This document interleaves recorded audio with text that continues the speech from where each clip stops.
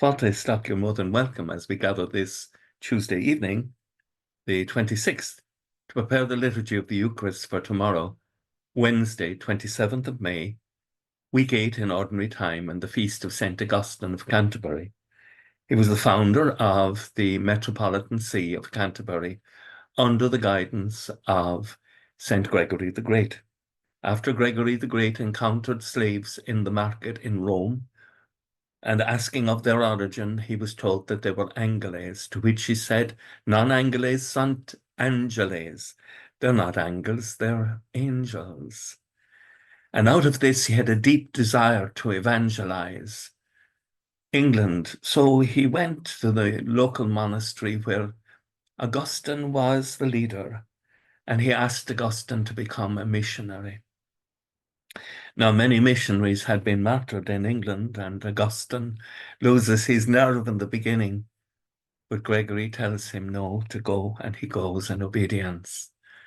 He's welcomed by the king, who rejects his message, but says he's free to preach it. And having observed Augustine's behavior for quite some time, the king converts as well to the faith that his wife had, which probably explains why Augustine was welcomed. He founds the Metropolitan See of Canterbury, and he's celebrated by both the Roman Catholic and the Anglican communion throughout the world. The first reading tomorrow is taken from, again, the letter of St. Peter. Peter writes in an intense way, even more intense than Paul.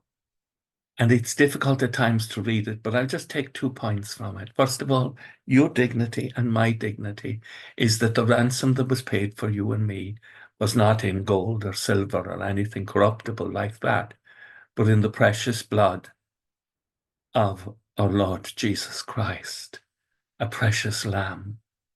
That's our dignity. And it's through Christ's sacrifice that now we have faith in God. And so we come to the psalm for tomorrow, Psalm 147, that the Lord has established peace on our borders. He has made it possible for us to live in the peace of his kingdom.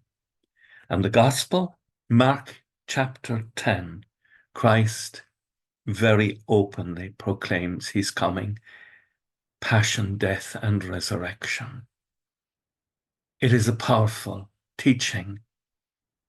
And in this context, he changes how people will behave towards one another. He takes the opportunity of James and John's mother asking for positions of high authority to teach them by saying, you know that among the pagans, their so-called rulers lorded over them, and their great men make their authority felt.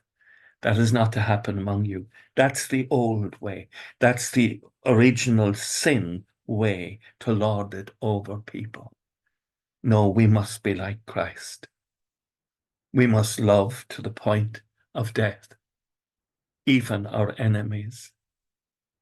Anyone who wants to be great among us must be prepared to be servant, and anyone who wants to be first must even live as a slave of Christ's love. With thoughts such as these, let us go to our beds and let us pray that we shall indeed awaken in the morning with the praise of God on our hearts and on our lips. Agus gamana dia and a cógtach shiv a hamach agus spirit nave. Amen. Slán go fóill. Bye for now.